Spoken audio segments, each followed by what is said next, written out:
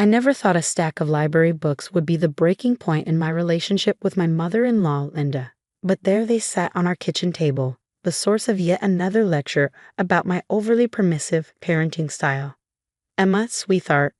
Linda's voice dripped with artificial sweetness as she gestured at the pile of books my kids had picked out during our weekly library trip. Don't you think Sophia and Max should be learning real-life skills instead of burying their noses in these fantasies? I took a deep breath, counting to 5 silently, just like my therapist suggested. At 34, with 2 amazing kids and 10 years of marriage under my belt, I still found myself tensing up every time Linda started one of her helpful suggestions about my parenting. The kids do plenty of age-appropriate chores, Linda, I replied, keeping my voice steady as I continued preparing dinner. They make their beds, help with laundry, and clear their dishes, but they also love reading, and I won't apologize for encouraging that.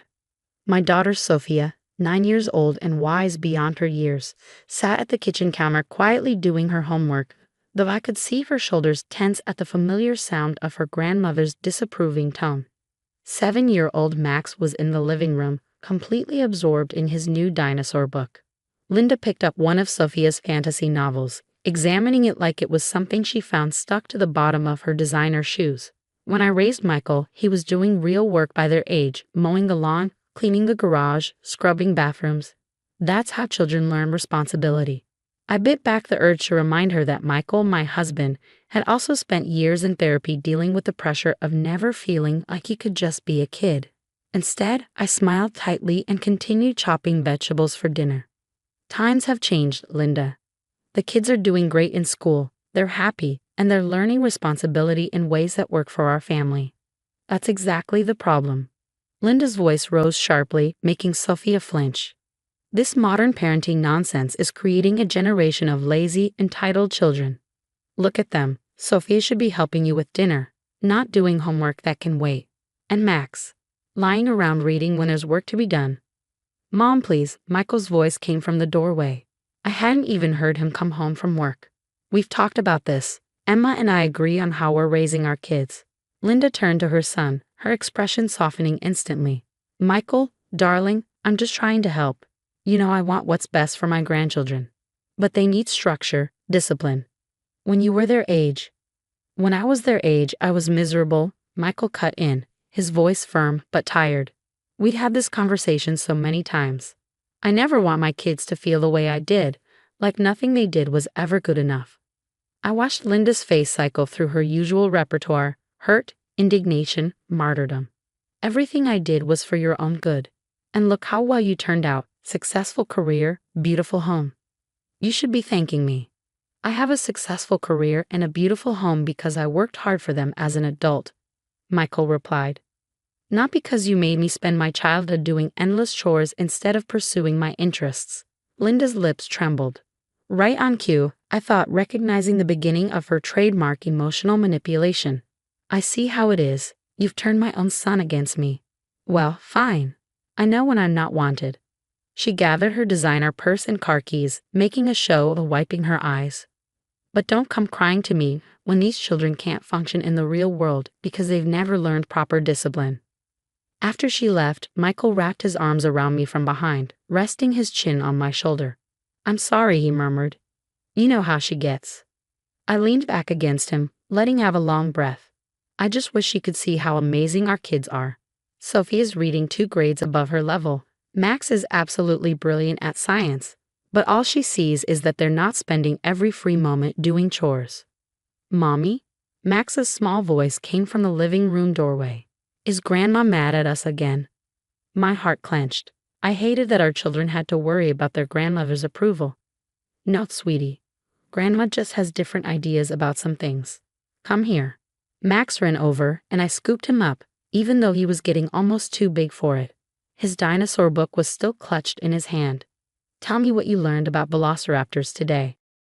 His face lit up as he launched into an enthusiastic explanation about pack hunting behaviors and fossil discoveries. Sophia drifted over to listen, adding her own facts from a documentary she'd watched. Michael caught my eye over the kids' heads, love and pride clear in his expression. This was our family, imperfect, loving, and yes, maybe a little book obsessed. And I wouldn't change it for anything. What I didn't know then was that Linda's criticism of our parenting was about to escalate from passive-aggressive comments to something far more serious. The stack of library books on our kitchen table was just the beginning, and the video that would change everything was already being recorded, though none of us knew it yet. The following week started normally enough. The kids went to school. Michael headed to work, and I tackled my freelance writing assignments. But on Wednesday afternoon, everything changed. I was picking up the kids from Linda's house. She had insisted on watching them after school despite our recent tension, claiming she wouldn't let a little disagreement affect her relationship with her grandchildren. As I pulled into her driveway, I noticed Sophia's tablet was still recording from when she'd been practicing her presentation for science class. I reached to turn it off, but then I heard voices from inside. "But Grandma, Mom said we should finish our homework first." Sophia's voice came through clearly. "Your mother isn't here right now, is she?" Linda's tone made my blood run cold. "The windows need washing, and you children need to learn real responsibility. Books and homework can wait." I sat frozen in my car, listening as my mother-in-law continued.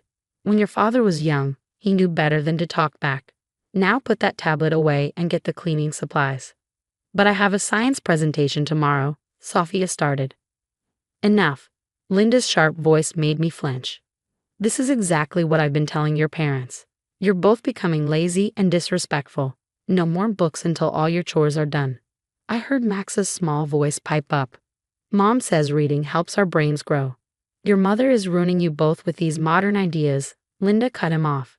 "Now, Max, you start with the baseboards, Sophia, windows. And if you do a good job, maybe I won't have to tell your parents about how you tried to disobey me." That was enough.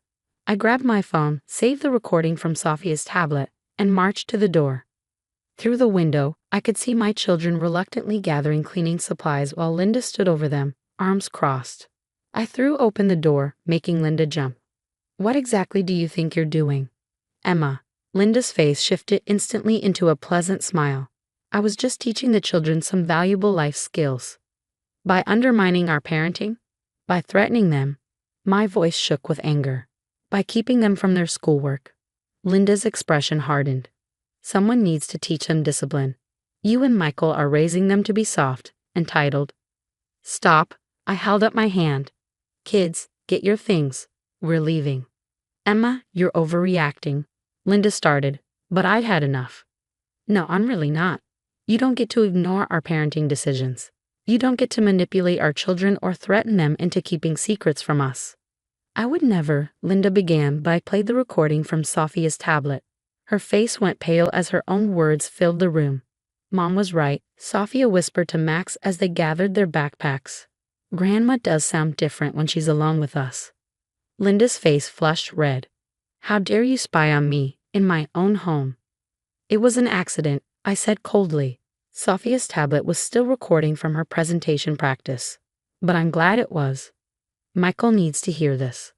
"You wouldn't," Linda's voice wavered. "He'll never forgive you for turning him against his own mother." I guided the kids toward the door. "You did that yourself, Linda. We're done here."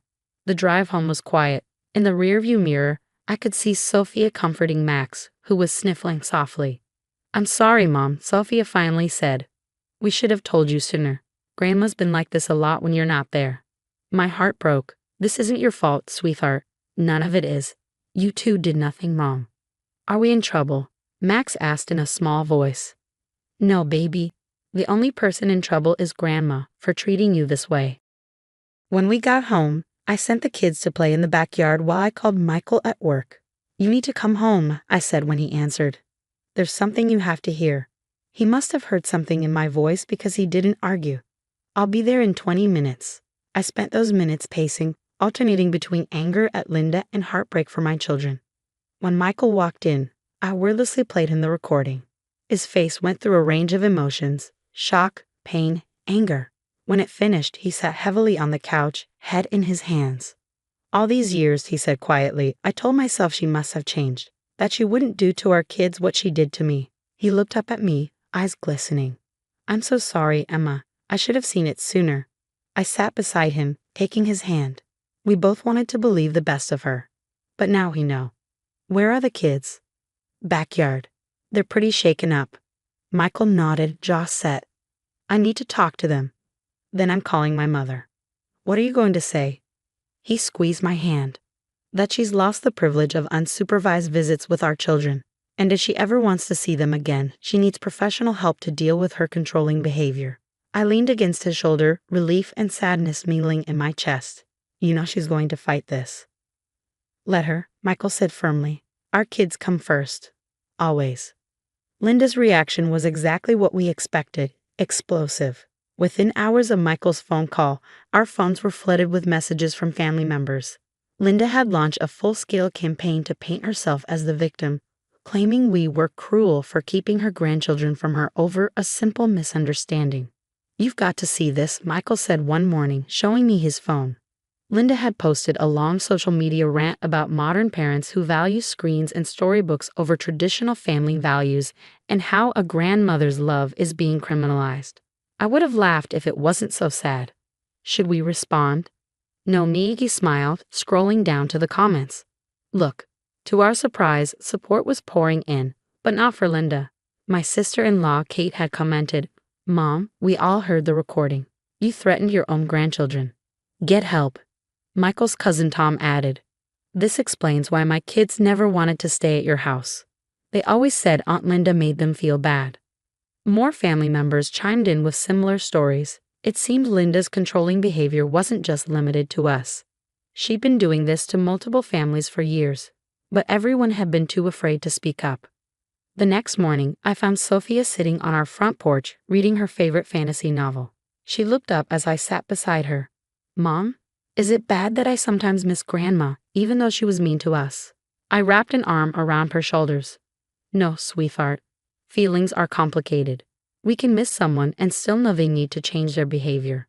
Max is afraid she hates us now, Sophia confided, because of the recording. Come with me, I said, leading her inside. Max was at the kitchen table, drawing dinosaurs. Family meeting time. Michael joined us, and we gathered around the table, our favorite place for family discussions. Max crawled into my lap, even though he usually claimed he was too big for that now. I want you both to understand something, Michael began. What happened with Grandma isn't your fault. The recording didn't cause this problem. It just showed us what was already happening. Your dad and I are proud of you, I added. You're both kind, smart, and hardworking. Grandma needs to learn that there are many different ways to raise good kids, and that forcing children to work instead of letting them learn and play isn't okay. Is she going to get help? Max asked quietly. Michael smiled gently. We hope so, buddy. Aunt Kate found a family therapist who might be able to help Grandma understand why her behavior hurts people. If Grandma agrees to go and really works on changing, maybe we can start having short visits again someday. With us there to supervise, I added firmly. A few weeks later, we got an unexpected email from Linda. The subject line read simply, I'm sorry. Dear Michael, Emma, Sophia, and Max. Kate helped me find a therapist, and in our sessions, I've been forced to confront some hard truths. I was raised believing that strict discipline and constant work were the only way to raise successful children. I carried that belief into raising Michael, and now I see how much damage that did. Seeing my grandchildren happy, creative, and thriving should have shown me there are better ways. Instead, I let my rigid beliefs blind me. I tried to control them the way I controlled everything in my life, and in doing so, I almost lost them completely. I've enrolled in a 12-week family therapy program. I don't expect this to fix everything immediately, but I want you to know I'm trying to change. If you're willing, maybe we could meet for ice cream sometime, with both parents present, of course. I'd like to get to know my grandchildren for who they really are, not who I tried to force them to be. Love, Mom/Grandma. Michael and I read the email several times, then shared it with the kids. What do you think? We asked them. Would you be willing to give Grandma another chance with us there? Sophia and Max looked at each other, having one of their silent sibling conversations. Finally, Sophia spoke. Could I bring my new book to show her? The one about the girl who saves her kingdom with magic and science. Of course, I smiled, tears pricking my eyes. And my dinosaur facts, Max added hopefully. Absolutely, Michael assured him. The following Saturday, we met Linda at an ice cream parlor. She looked different, softer somehow, less rigid. When the kids cautiously showed her their books, she listened. Really listened. And when Max launched into a detailed explanation of why velociraptors probably hunted in packs, she didn't interrupt or try to change the subject to chores. Instead, she asked questions, genuine questions about what interested them, what they were learning, what made them excited about reading and learning. It wasn't perfect. There were still awkward moments and old habits that showed through. But as I watched Linda engage with my children, really engage, not just criticize and control, I saw hope for real change. Sometimes the hardest part of family drama isn't the conflict itself, but finding the courage to break old patterns and create new ones. As I watched my mother-in-law finally connecting with her grandchildren over ice cream and books instead of chores and criticism, I knew we'd made the right choice in standing our ground. Our family was healing, one page at a time.